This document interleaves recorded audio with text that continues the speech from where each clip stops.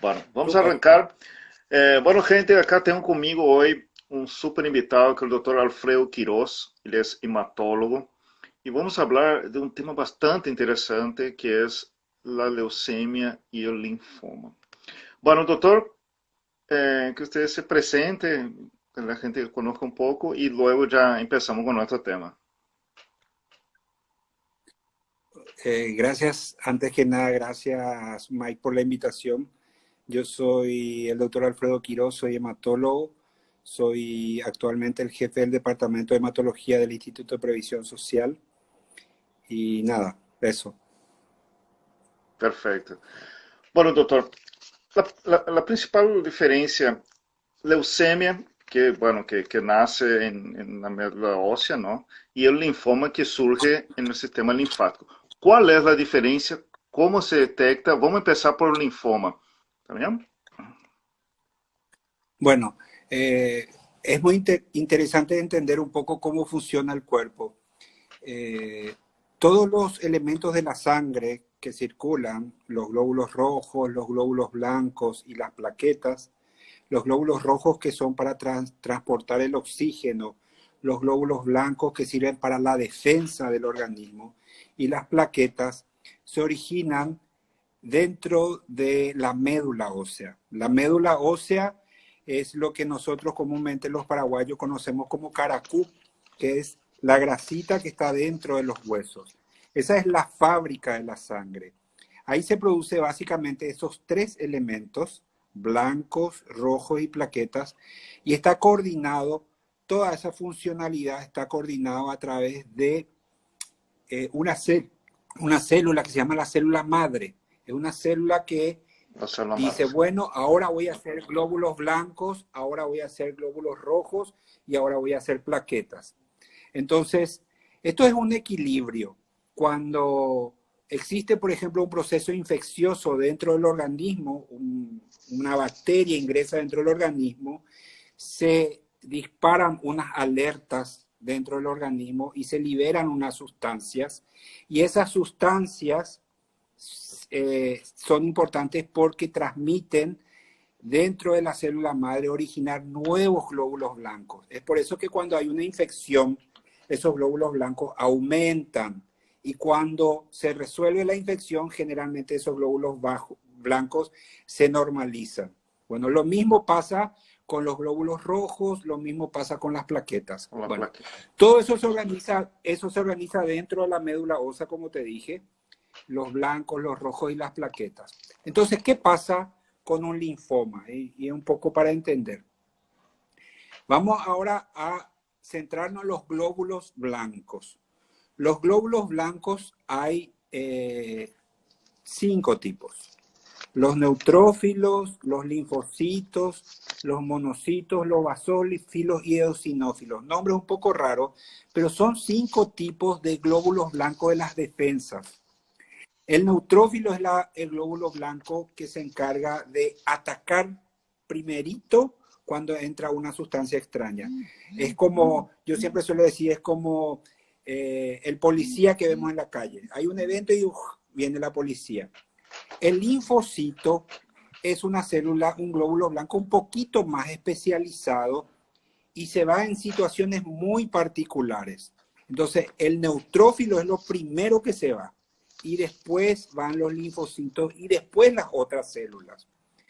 ¿Qué pasa con los glóbulos, con los neutrófilos? Por eso es que cuando tenemos un proceso infeccioso y se nos infecta, como decimos, se forma la pus, ¿verdad?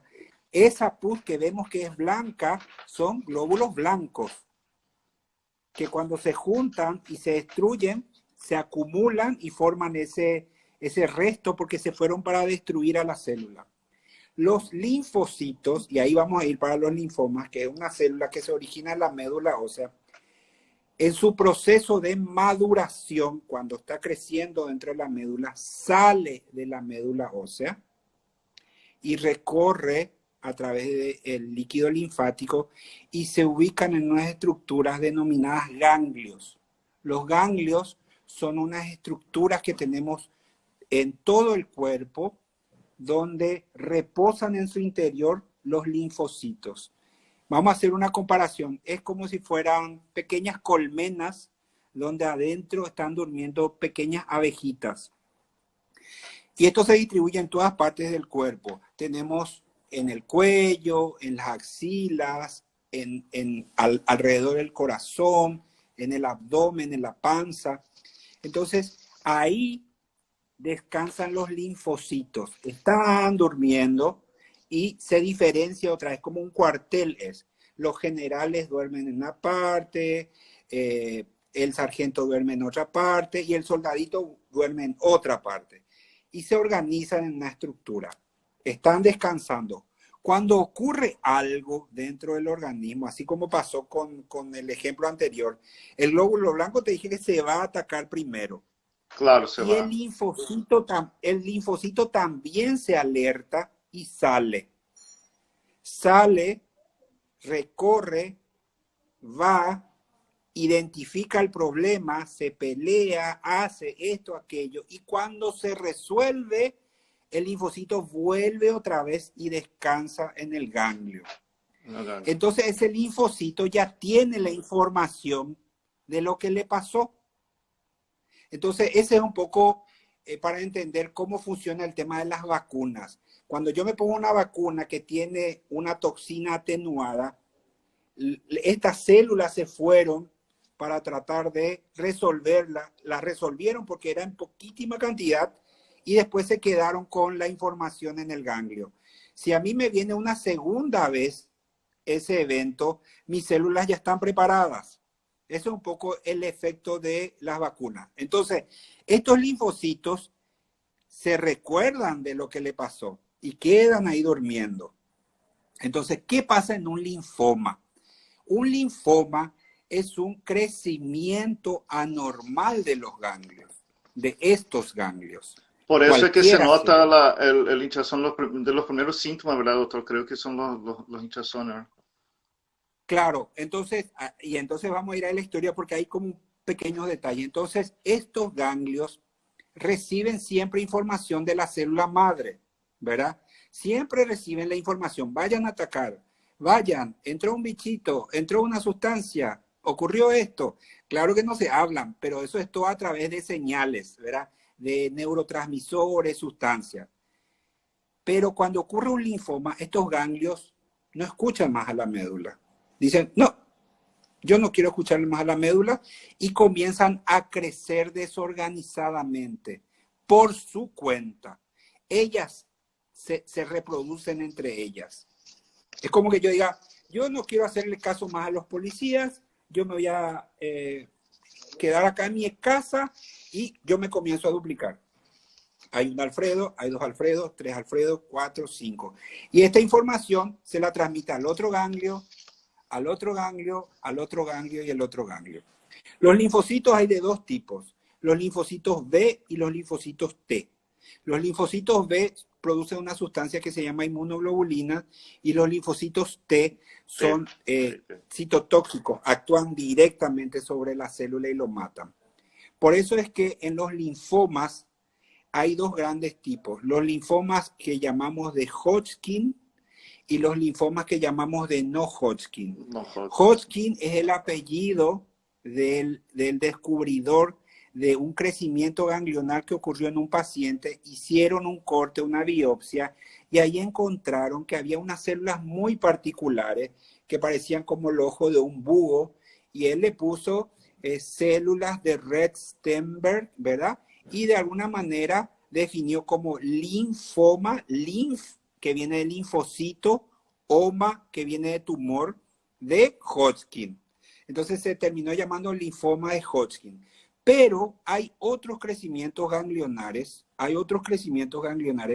que no requieren, que no tienen esas células.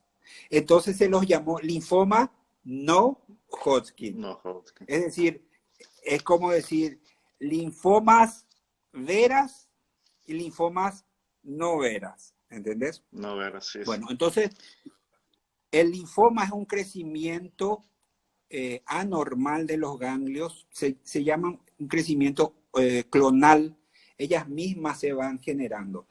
Y uno dice, bueno, pero ¿por qué pasa? ¿Comí algo? ¿Hice algo malo? ¿Por qué me Claro, crece un ganglio? es importante saber de Porque dónde viene. Es un conjunto de síntomas también, ¿verdad, doctor? claro, porque un ganglio crece normalmente. Por ejemplo, la famosa historia, yo me voy caminando descalzo, piso un clavo que está infectado en la planta del pie, se me infecta y en la ingle, los paraguayos le dicen cuarto hora, es cuando crece el ganglio, porque ese ganglio creció porque esas células se alborotaron para tratar de resolver el problema de la pierna. Cuando ese problema se resolvió, el ganglio baja, ¿verdad? Pero en el caso de un linfoma, el ganglio ya no baja, sigue creciendo. Entonces, los linfomas tienen muchísimas causas y otras que todavía no se conocen. Está muy asociado el virus de Epstein-Barr, es un virus muy frecuente que casi todos adquirimos. Es el virus del beso, de la mononucleosis infecciosa, que ingresa por nuestro organismo, nos da fiebre, nos crecen los ganglios y pasa. Pero en algunas personas ese virus queda dormido en el ganglio y por Ah, alguna razón esos ganglios se alteran y crecen. Entonces, hay mucha relación de los linfomas relacionados a virus, hay muchos linfomas relacionados a gente que se hizo quimioterapia y o después de un radioterapia también, tiempo ¿no? desarrolló radioterapia, después de radioterapia y desarrolló un linfoma o exposición a sustancias tóxicas. Los síntomas. Bueno, los síntomas son muy variados, Mike, porque Pero van desde la aparición sí, de un crecimiento ganglionar. Sí, sí, dime. una pequeña duda. En el caso de la leucemia, que claro que vamos a hablar más adelante, puede ser a consecuencia también de un hermano, una hermana que tiene. En el linfoma, ¿es así o no es genético? A diferencia de la leucemia. Mira, es una buena pregunta que me gustaría responderte al final porque Está bien, perfecto. quiero implementar conceptos básicos para que, Claro. para que podamos encontrar el elemento y ahí después vamos a descomponer, ¿viste? Así cuando armas y decís, bueno, ahora voy a descomponerlo. Entonces, la sintomatología del linfoma va desde la aparición de un ganglio, te aparece, pero no todo crecimiento ganglionar es un linfoma, ¿verdad? Eh, el linfoma se caracteriza mucho por una sintomatología que es pérdida de peso. El paciente pierde peso sin causa aparente. No es que estuve haciendo dieta y bajé de peso, eso sí, ¿verdad? Pero sin causa aparente, Sudoración también. generalmente suelen tener sudoración nocturna a la noche, suelen sudar así, mojan la remera, la camisa, pero yo no te estoy hablando de la sudoración que tenés cuando tenés calor y se te fue la luz. Vos podés estar con aire, con ventilador y lo mismo tenés la sudoración. Pero Otro son todos síntoma esos es la síntomas, fiebre, suelen tener todos esos fiebre a la síntomas suceden. tardecita. Entonces, todo eso se denomina síntomas B, ¿verdad?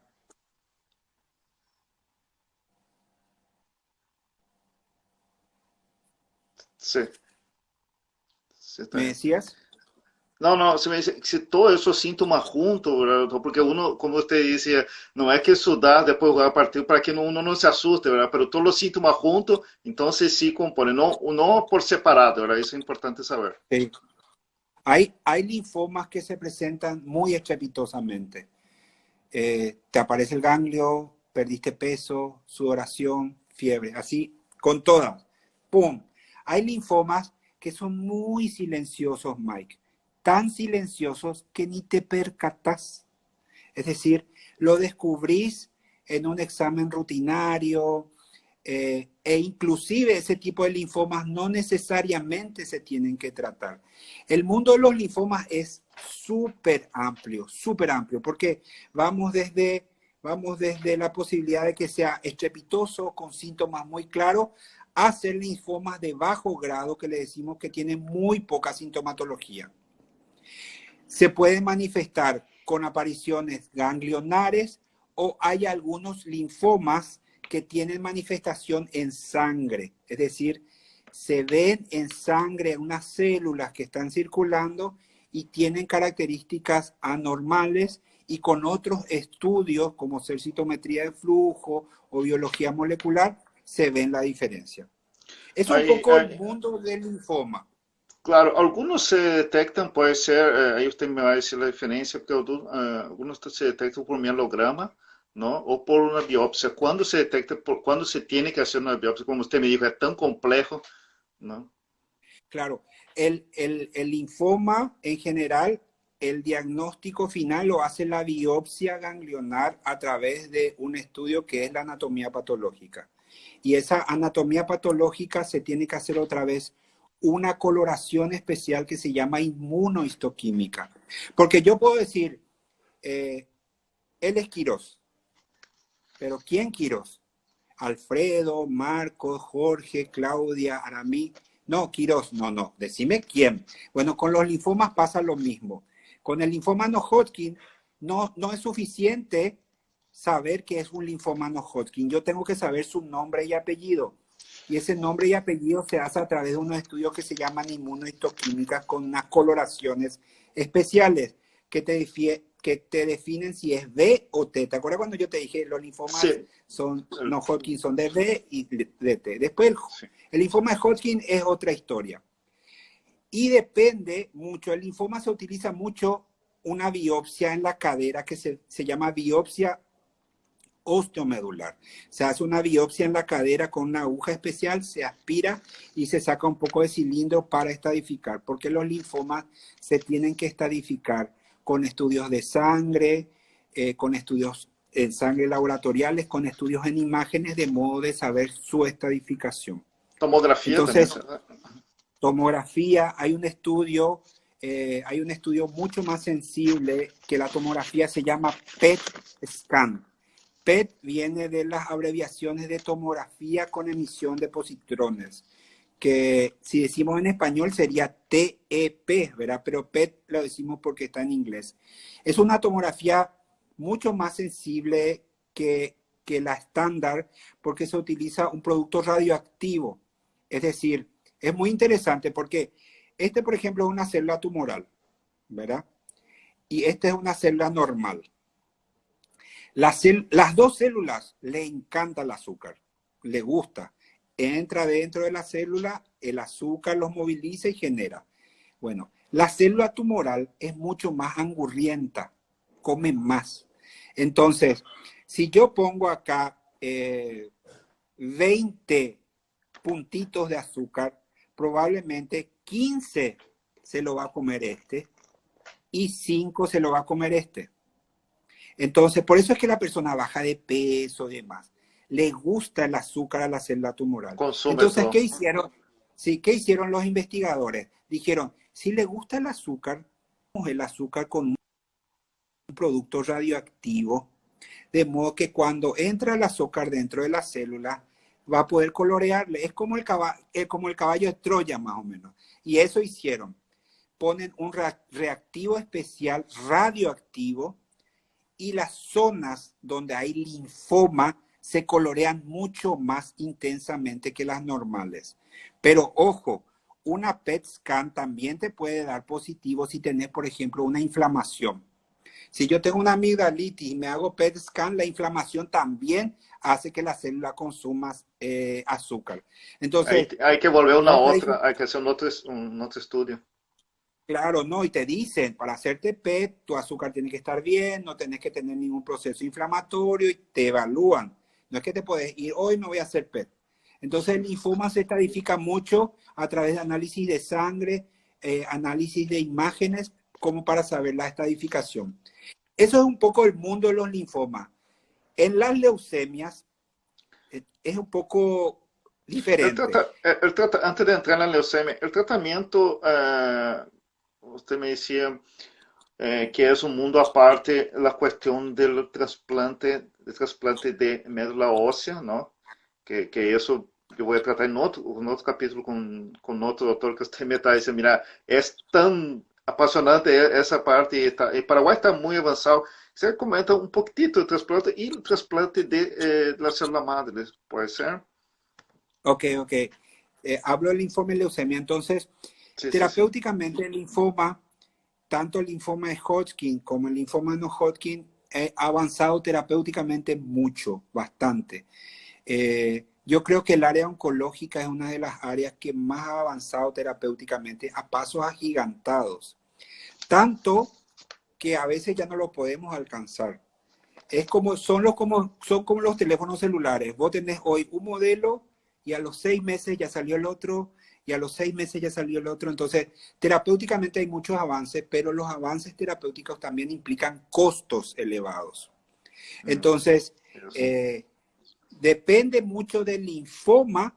Si es Hodgkin, va a ser un tratamiento. Y si es no Hodgkin, va a depender si es B o T. T tiene un tratamiento y los B tienen otro tratamiento. Pero dentro de los B hay 69 variedades de linfoma no Hodgkin. Algunos son muy malos, algunos son medianamente malos y algunos son muy bonitos. Entonces, por eso es muy importante clasificar claramente qué tipo de linfoma uno tiene para poder dar la terapéutica. Paso a leucemia y después te comento lo del trasplante que haría combinación de los dos. Entonces, Perfecto. en el linfoma, el problema está en el ganglio, ¿verdad? Es decir, esos linfocitos que estaban durmiendo en el ganglio, por alguna circunstancia viral, tóxica, quimio, radio, se alteraron y crecieron. O sea, el problema está en la periferia. En la leucemia, el problema está en la médula. Entonces, ¿qué pasa? ¿Te acuerdas que yo te dije que hay una célula madre que hace los glóbulos blancos, que hace los glóbulos rojos y que hacen las Las plaquetas? plaquetas. Bueno, entonces eso es un equilibrio. Hay infección, glóbulos blancos, se solucionó, bajamos. Este muchacho sangró, vamos a producir glóbulos rojos para compensar, tarda un poquitito, compensó, equilibrio. Está sangrando, plaquetas y así sucesivamente. Pero es un equilibrio. Las células madres, cuando van produciendo los glóbulos blancos, en este caso el de la leucemia, hay un proceso de maduración. Hay un proceso de maduración. Es como, ¿viste el naranjo que es una flor?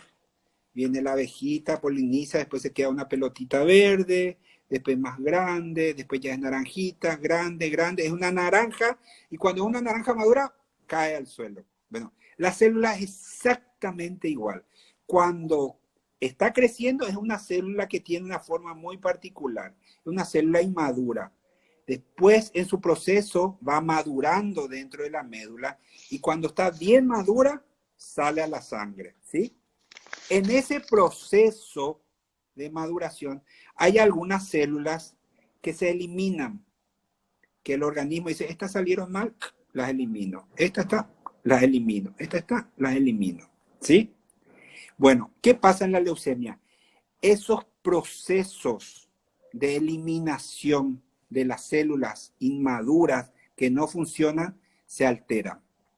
Entonces, la célula crece, madura, está creciendo, es todavía inmadura, va creciendo y se detiene en una parte de su maduración y no avanza. Y en vez de ser eliminadas, siguen creciendo.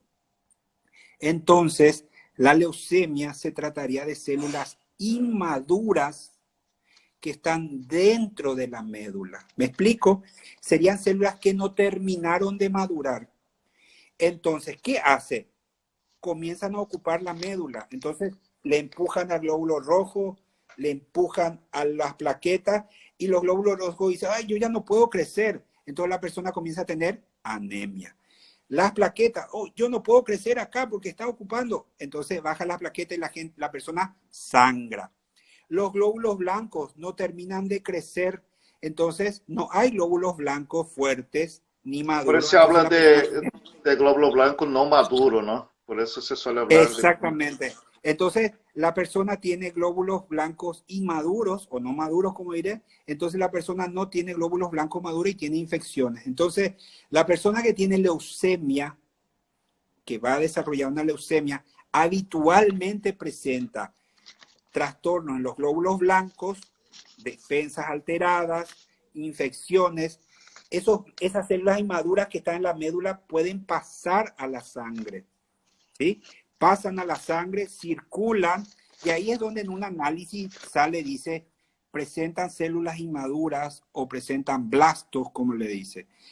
Y presentan anemia. Yo te expliqué por qué tienen anemia, porque van ocupando la El espacio, fábrica, sí. el espacio que le correspondería a los rojos, le desplaza, la persona sangra, le salen puntitos, sangra las encías, porque ocupa el espacio de las plaquetas. De las plaquetas Entonces, que están las apretadas. células inmaduras se posesionan de la médula. Dicen, este es mi terreno. Y después salen a la sangre.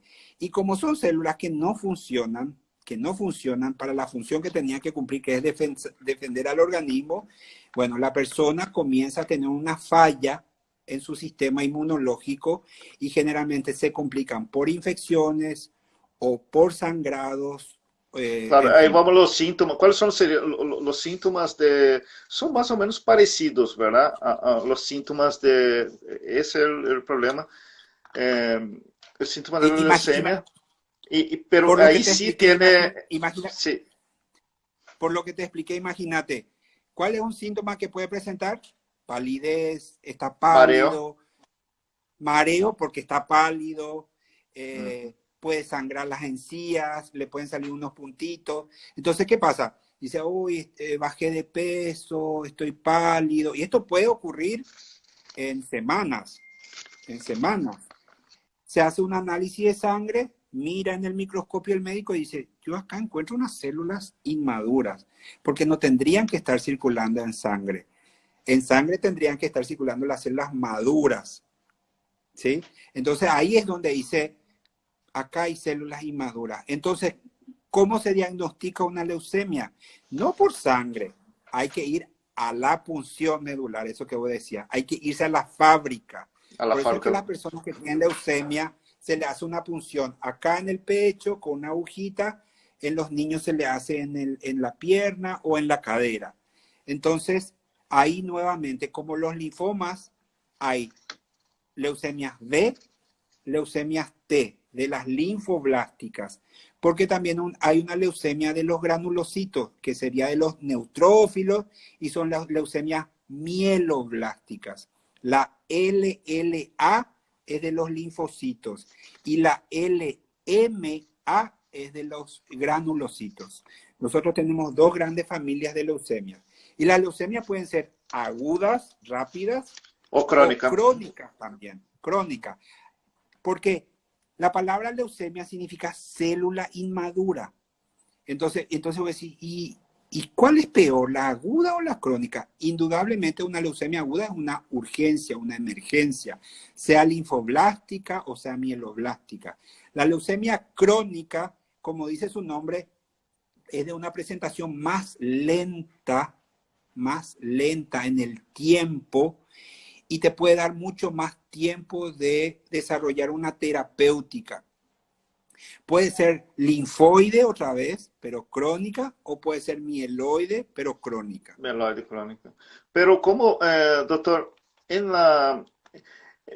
Es verdad que normalmente en los niños es más fácil de... O sea, tiene un mayor porcentaje de cura en la leucemia en los niños, siendo aguda, o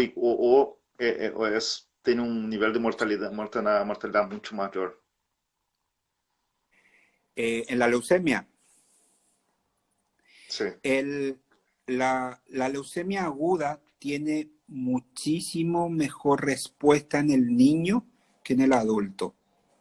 Es decir, con los nuevos protocolos, la sobrevida de un niño va más allá del 90%, prácticamente del 90%.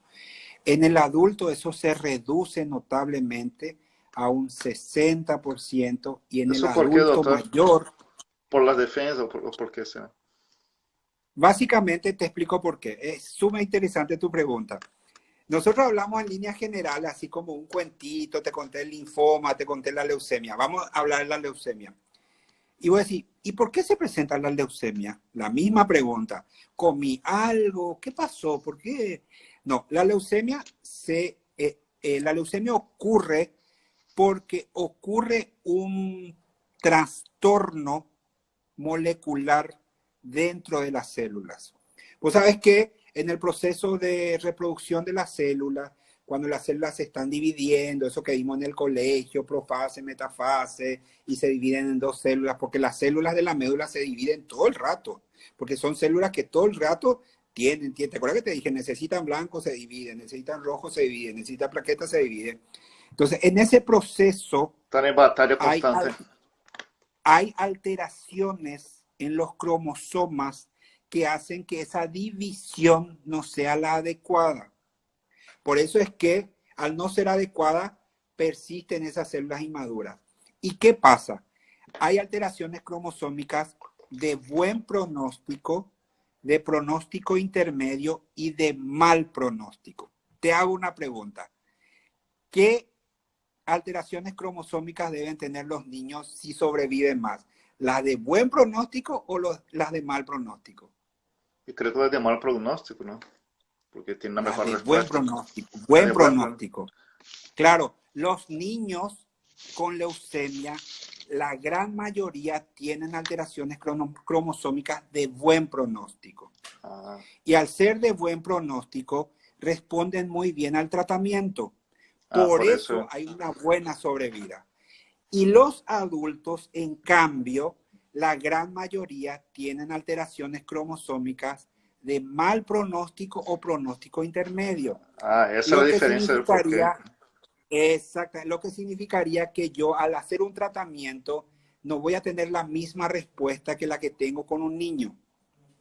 Y hay muchísimas alteraciones cromosómicas y se van descubriendo más y más y más y más. Acá hay una pregunta, pero en un ratito ya contestamos. Apenas terminamos. Si usted quiere contestar, doctor, dice mi ginecólogo, sale un poco del tema que estamos, pero vamos a hacer un pequeño paréntesis. Mi ginecólogo me aplicó, espera, dice Julie, me aplicó globulina cuando nació mi bebé. ¿Me puede explicar las consecuencias? Un poco. No me aplicó la globulina cuando nació mi bebé y soy B negativo. ¿Puede explicar las consecuencias? Bueno, eso es un problema con el factor RH, el factor RH. Lo que ella está diciendo es que al ser ella RH negativo, generalmente cuando procrea ella, puede tener un bebé RH positivo. Entonces, ¿qué pasa? Este negativo no reconoce este positivo y quiere eliminarlo, pero no le da el tiempo de eliminarlo y a veces el bebé nace. ¿Qué pasa? Si ella se vuelve a embarazar de un segundo embarazo y vuelve a salir positivo el bebé, el cuerpo de ella ya está alerta. ¿Te acuerdas lo que te dije de que los linfocitos están alerta? Bueno, entonces le va a atacar con mayor facilidad a ese segundo bebé, ¿verdad? Por eso ella habla de que generalmente cuando la madre es RH negativa y hay esta incompatibilidad de RH, se suele aplicar unas globulinas, como dicen ella, para amortiguar ese ataque contra el bebé. Lo que ella tiene que hacer es hacer una consulta con su ginecólogo, ¿verdad?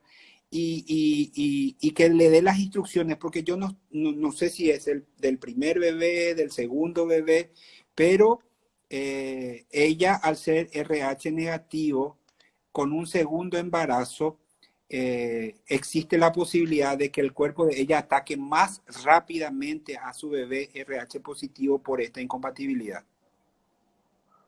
Perfecto, bueno. Volviendo la leucemia, eh, justamente usted me estaba explicando y yo había preguntado qué era la diferencia con un linfoma. El factor genético, hermano, hermana, eh, padres también o no? Cuando tenemos un caso de leucemia en la familia, rápidamente debemos hacer todos los exámenes, detectar con anticipación. O también los trastornos genéticos creo que es una de las causas. Quisiera que hable un poco de cómo detectar prontamente. Creo que siempre, en todo siempre se indica, ¿no?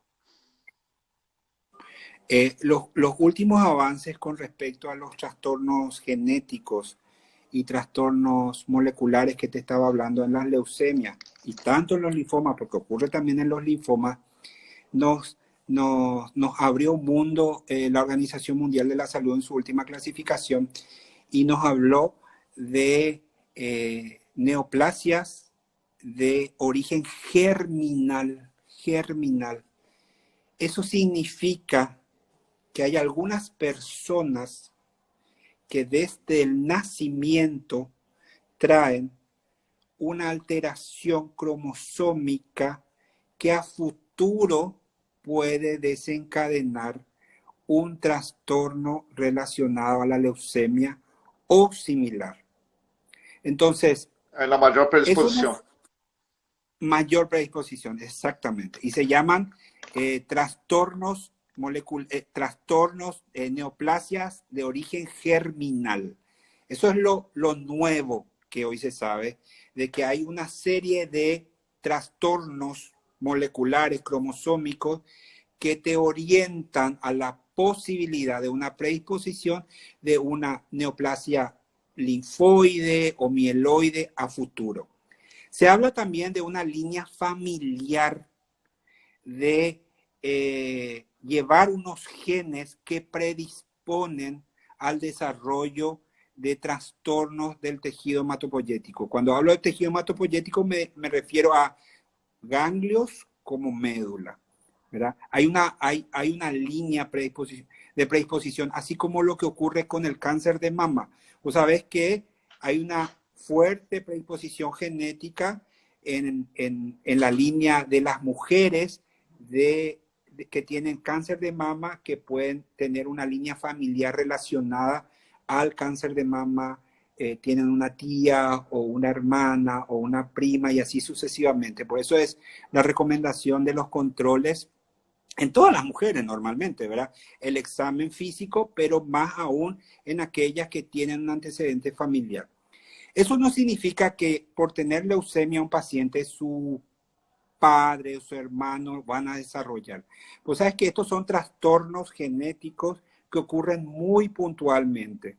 En los niños, la gran mayoría son de buen pronóstico, por eso los niños tienen muy buena respuesta, y en los adultos tienen los marcadores de mal pronóstico. ¿Qué Pero se ocurre con el trasplante? manifiesta, no todo se manifiesta en la niñez, ¿no? O son adultos que descubren, o no, o como es. Porque al ser crónico, como usted dijo, ¿no? Tal vez no descubras tan temprano, ¿verdad? Por ejemplo, las leucemias agudas son más frecuentes en la edad pediátrica, ¿sí? Las leucemias crónicas en la edad adulta, pero los adultos también pueden tener leucemias agudas.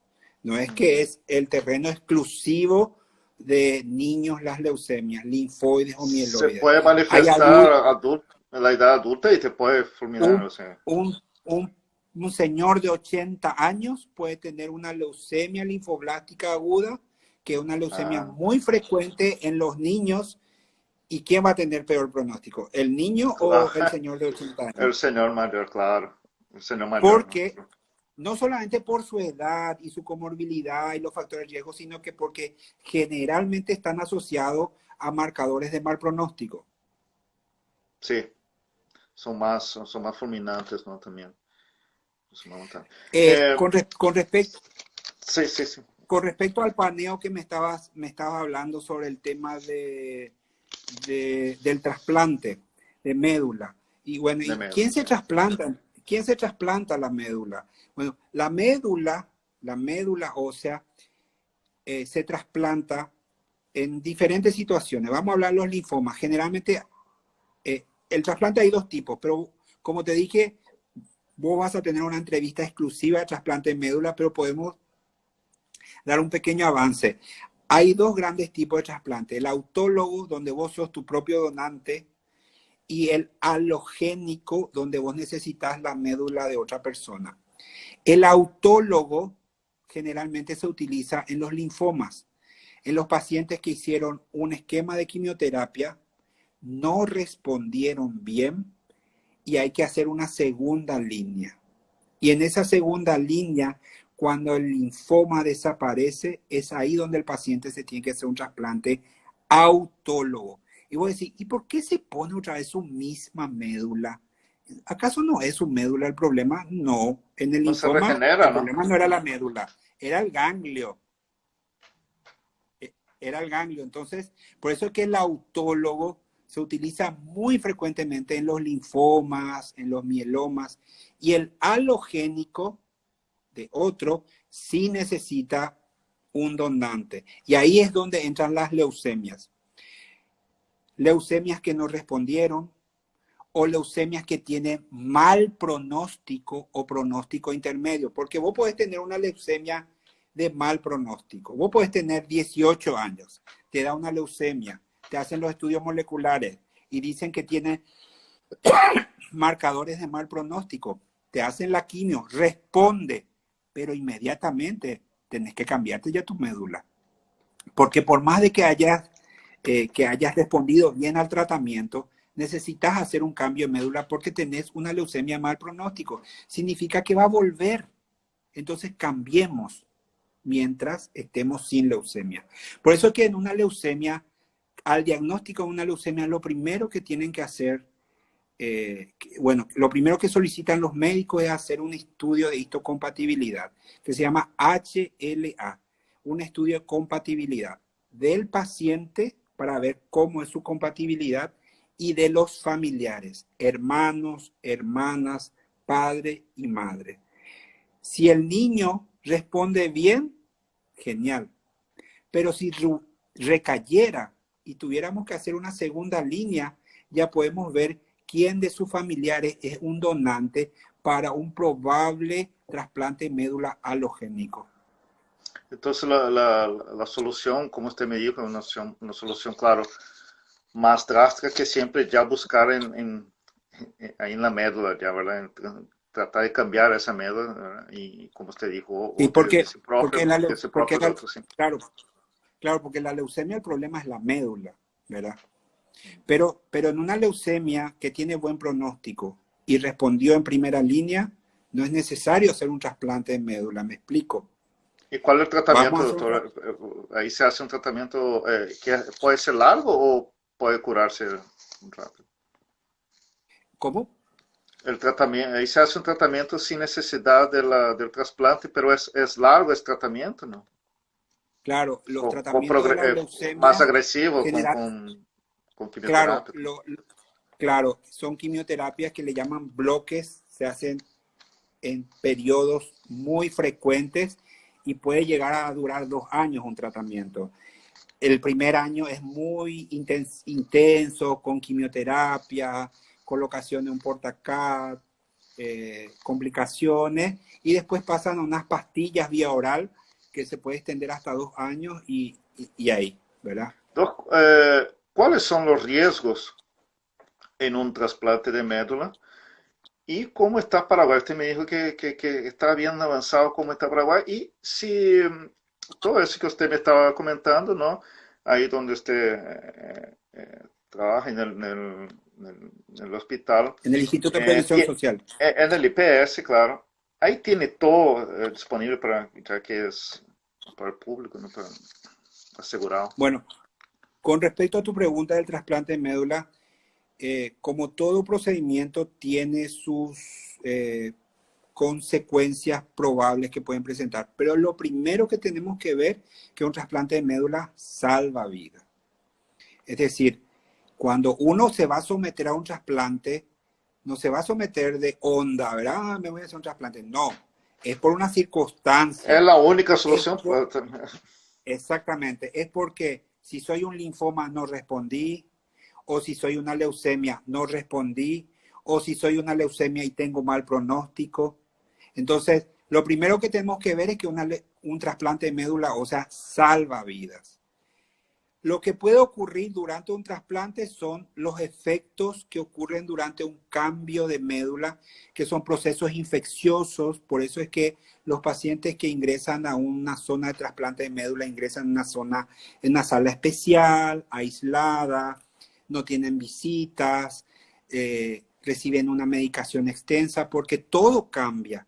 Se les saca la médula con una quimio y se le pone otra que trata de ser lo más compatible posible y que adentro, cuando entra, se pelea con el cuerpo. Nosotros tenemos que hacer que esta médula de alguna manera se pelee dentro del cuerpo, porque es la manera en que, si existió un resabio de células extrañas, la médula que entra se va activando. Pero también tenemos que mantenerla a línea, porque si demasiado le activa, le daña también al cuerpo. Pero Ah, si tampoco la activa, crece delicado. la otra. Entonces es un equilibrio. Las complicaciones en primeras líneas, como ser infecciones, hay daños de la mucosa, son muy frecuentes en los trasplantes de médula por esto.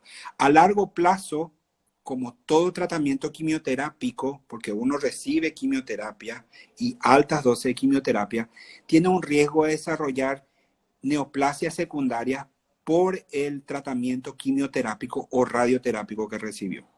Pero el primer punto de tener en cuenta es que una leucemia salva vidas. Con respecto a cómo estamos en Un trasplante trasplante, medular, un trasplante médula. sí. Con respecto a cómo estamos, con respecto a cómo estamos en el país, el Instituto de Previsión Social firmó un convenio de cooperación con el Ministerio de Salud Pública y Bienestar Social para que todo aquel paciente que no tenga IPS, porque vos sabés que el 20% de la población más tiene IPS, el 80% no tiene IPS. Si Claro, ¿y cómo dentro de hace? ese 80%, si dentro de ese 80% existiera la necesidad de hacer el trasplante de médula, tanto autólogo como halogénico en un paraguayo, va al Instituto Nacional de Ablación y Trasplante, que es dependiente del Ministerio de Salud Pública y Bienestar Social, y a través del convenio que se hizo IPS Ministerio, el paciente puede hacerse el trasplante en el IPS sin pagar absolutamente Qué nada. bueno, muy Esto, sí, interesante. sí, estos gastos son entre el IPS y el ministerio, que ellos constantemente se van apoyando. Me falta esto, te doy. Tengo esto, te doy, y así, equilibrando. Ok. Entonces, lo que se logra con esto es que ningún compatriota vaya fuera del país a buscar recursos de trasplantarse en otros países, porque es dinero. Un trasplante halogénico en promedio sale $200,000, $200,000, Carísimo. aproximadamente 30 días. Un autólogo sale $100,000 y eso es, difícilmente alguien lo puede pagar. ¿Desde qué año Aparte, hay esa ventaja, doctor? y hace 2 años aproximadamente. Excelente. El desarraigo, irte fuera del país, fuera de tu familia, fuera de tus recursos, de tus amores. Ah, Entonces, absolutamente todo.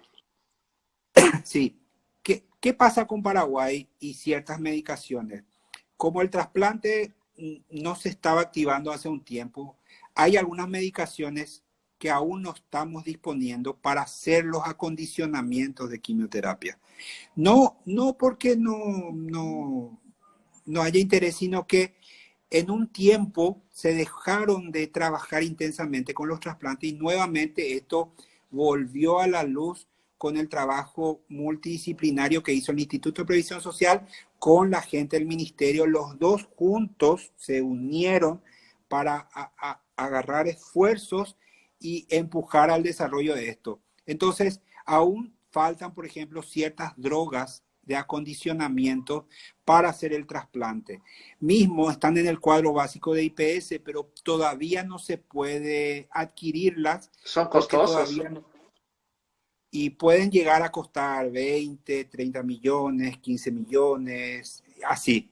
Entonces, se está esperando las habilitaciones pertinentes de ciertas drogas para que entren en el cuadro básico del IPS Que para entre poder junto usarlas en el convenio. libremente. Claro, porque, por ejemplo, una droga se llama Melphalan. Melphalan no se comercializa en el país. Ahora está por venir algunas muestras que van a traer algunos laboratorios. Entonces, IPS no puede comprar si no hay. ¿Me explico? Entonces, ¿qué hace el Claro, paciente? Compra de afuera y lo trae de afuera. Eso es básicamente lo que ocurre con el ajuste, pero yo creo que con el tiempo esos ajustes se van a ir dando para que tranquilamente uno pueda decir, bueno, voy y no tengo que adquirir o conseguir ciertas drogas. claro, pues, 90% podemos decir, creo que ya está solucionado. Es muy interesante que la gente sepa eso. Doctor, le quería preguntar justamente la cuestión del COVID, ¿no? ¿Cómo están? Por supuesto que con la quimioterapia y todo eso, el paciente tanto de linfoma como de leucemia entran en el factor de riesgo, ¿verdad? Eh, no sé si me equivoco, pero ¿cómo hace para que él tenga su tratamiento ahora no tenga que deslocarse, salir de su casa? ¿O cómo se está, cómo el IPS está manejando eso? Y increíblemente, vamos a hablar en generalidades, yo no sé si es porque el paciente oncológico tiene ya un cuidado especial. ¿Viste? El paciente que se hace quimioterapia sabe cómo cuidarse. Se lava las manos, usa tapaboca, Claro, come es comida su rutina. sana, su rutina diaria. Bueno, eso que nosotros estamos haciendo ahora todos los días de lavarnos la mano, usar tapaboca, usar alcohol, cambiarme la ropa, ellos lo hacen todos los días de su vida mientras Sí, están haciendo quimioterapia. Por alguna razón, no hay tanta afección de COVID en pacientes con patología hematológica. No qué digo que bueno. no hay mucho menos. Menos de Quizás lo que se tenga esperaba, relación, ¿no? Mejor. claro, quizás tenga relación con estos cuidados o no. Lo concreto es que el paciente que se hace quimioterapia no se suspende la quimioterapia y asiste al Instituto de Previsión Social a hacerse la quimioterapia, tanto internado como en forma ambulatoria, con las medidas de control. Por protocolo, se está solicitando que los pacientes se hagan el hisopado antes de hacerse la quimioterapia. Y eso es una logística altísima, porque acordate que el hisopado no es que te haces ahora y a los 15 minutos tener el resultado. Puede estar al tercer día, al cuarto día, al quinto día. Entonces, vos tenés que decir cuándo me toca, cuándo me tengo que hacer antes. Entonces, toda una logística que es muy difícil llevarla a cabo, pero de alguna manera se está haciendo. No sé hasta cuándo, porque quizás se terminen los hisopos o se tengan que duplicar la realización, pero por protocolo los pacientes que van a ser sometidos a quimioterapia deben hacerse el hisopado de COVID previo al ingreso al pabellón para hacer la quimioterapia ambulatoria o en internado. ¿Hay predisposición, vamos un poco a los tipos de sangre, hay una mayor predisposición de yo leí que a lo mejor el tipo A, hay una mayor predisposición al COVID como por tipo de sangre o eso todavía no se puede determinar con precisión? Y hay unos artículos que hablan sobre la predisposición del virus a ciertos grupos sanguíneos. Sí, Habría que ver. Lo que pasa es que con el COVID eh, todo es muy nuevo, ¿verdad? todo, todo es muy nuevo, ¿verdad? Es la primera vez que el mundo está en pandemia ante un caso así. Acordate cómo estábamos al principio, ahí ahora hay cosas que sabemos, hay Va cosas que se cambiando, descartaron, hay cosas que se incorporaron, había sido, es aquí, es acá, ¿verdad? Bueno, el tiempo lo va a decir. claro. Me parece perfecto. Y también estoy averiguando que usted es un excelente artista también, ¿no? ¿Cómo surgió esa parte artística de los artes con el arte visual? ¿Le gusta pintar, fotografiar, ¿no? Y hiciste exposiciones también. Es como un Sí, lo que relajo, ¿no? ¿Verdad, doctor? Sí, lo que pasa es que, o sea, de chico yo siempre me gustó el dibujo. Bueno, hay gente que juega fútbol, hace golf, juega al vóley, hace jardinería. Bueno, yo pinto y últimamente estoy mucho con la fotografía. Me gusta muchísimo, mucho, mucho. Me relaja. Más que relajar, activa otra parte de mi ser, ¿verdad? Que me hace ser un poquito más libre. Porque la medicina es un mundo de exactitudes, ¿verdad? Estamos así como fiebre, dolor, medición, sí, no, ¿verdad? Estamos como en un área de determinaciones. Y en el área audiovisual, pues te salís de eso, ¿verdad? Y das un poco un giro para poder sostener eso, ¿verdad? Si no pintara o no fotografiara, no sé, quizás saldría a pegarle a alguien en la calle. Certa vez eu leí um artículo de um científico muito importante, que a ele gostava a jardineria, não? E le perguntaram como pode. Não, o que passa é que é um trabalho fantástico com as manos. ¿No? Es algo que me lleva a otro mundo totalmente diferente de lo que estoy acostumbrado, ¿no? Y algo similar, Así ¿no? mismo, así Bueno, mismo. doctor, ya decía que una de las personas que estaban mirando que es un lujo tenerlo acá. Muchísimas gracias por su tiempo, por tomarse, que usted es una persona sumamente ocupada. Y le agradezco bastante por tomar tu tiempo la noche y explicar esas cosas tan interesantes para nosotros. Yo voy a estar subiendo en mis redes sociales, en Facebook. No sé si usted quiere dar un último mensaje para las personas, ¿no? Y usted está en todas las redes sociales, ¿no? Por acá y en Facebook también, ¿verdad? No, lo importante aquí es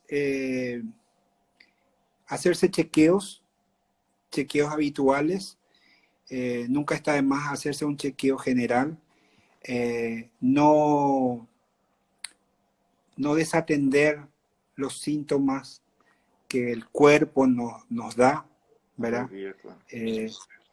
Claro, sabemos ahora la fiebre y los cuadros respiratorios con el tema de COVID, que estamos ya bastante instruidos, pero nada, eso, atender a la sintomatología que da el cuerpo, consultar con un médico, ¿verdad?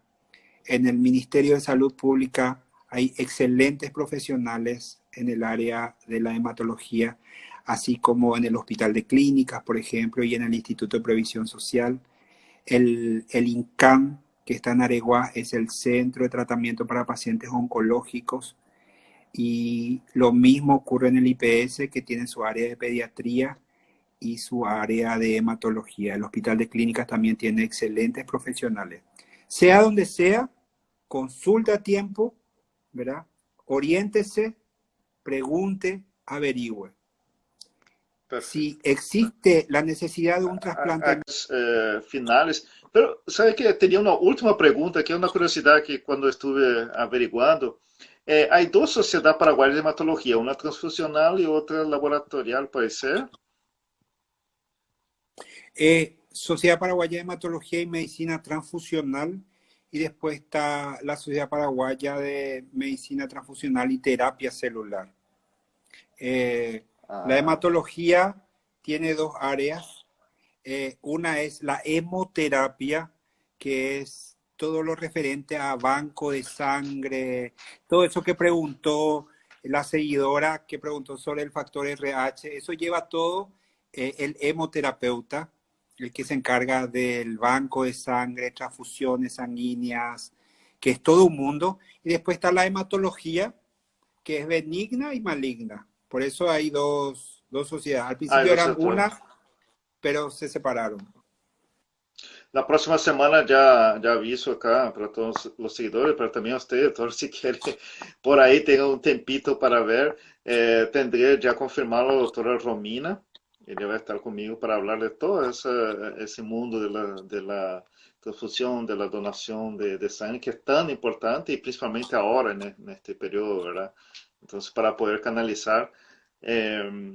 Perfecto, sus consideraciones finales eran entonces hacer como é, los chequeos, todo correspondientes, ¿no? Sí, básicamente hacer chequeos rutinarios una vez, dos veces al año principalmente. No descuidar la sintomatología que el cuerpo nos presenta, como ser estos síntomas de fiebre, pérdida de peso inexplicable, sudoración nocturna, la aparición de algunas nodulaciones o que el paciente comience a estar cansado, pálido, nos habla de que hay probablemente un problema con los glóbulos rojos o que presenten infecciones a repetición, que todo el tiempo hace procesos infecciosos respiratorios, urinarios a repetición o sangrados de las encías, ¿verdad? No dejar pasar y consultar a tiempo. Por otro lado, quería recalcar que no pensemos el trasplante de médula como algo lejano para nuestro país, sino que eso es una realidad hoy día. No necesita tener el seguro del Instituto de Previsión Social para hacerse un trasplante, si así lo requiera, a través Es del lo que usted convenio está con el explicando de las facilidades. sí, a través del convenio con el ministerio uno puede acceder. Pregúntele a su médico, ¿verdad? Doctor, si me tengo que hacer un trasplante, ¿cómo hago para hacerlo con el ministerio? Y les va a dar Él va a toda la encaminar. información. Así es. Perfeito. Então, para mim, me queda isso fantástico, porque para passar a la gente, porque tanto se habla que tenho que, antes era assim, não, tenho que juntar plata porque tenho que ir na Argentina, não sei onde, nos Estados Unidos, e é um custo tremendo, como vocês estavam comentando algumas cifras que eram coisas extraordinárias, não? E hoje em dia já temos acá toda a disposição, ¿no? Para todos de forma gratuita, uno que otro detalle que falta. Y es fantástico y cómo evolucionó también como el cuidado, ¿no? Todo lo que se necesite de forma gratuita. Muchísimas gracias, doctor, además, por tomar su tiempo, por dar toda esa explicación. Y creo que fue muy satisfactoria y muy rica toda la explicación casi profesoral que usted se tomó el tiempo para dar a nosotros. Gracias Mike por la invitación. Mira, y cuando quiera me llamas, podemos hablar de un tema específico, concreto. Lo importante es que la gente entienda básicamente, viste que cuando uno entiende y comprende algunas cuestiones es un poco más llevadera la cuestión. Es muy importante Claro. llevar una vida sana, comer sano, hacer ejercicios, no exponerse a sustancias tóxicas y bueno, de ahí vamos para adelante. Gracias nuevamente por la invitación y nada, a las órdenes. Dale. Muy buenas noches, doctor. Muchas Buenas gracias. noches.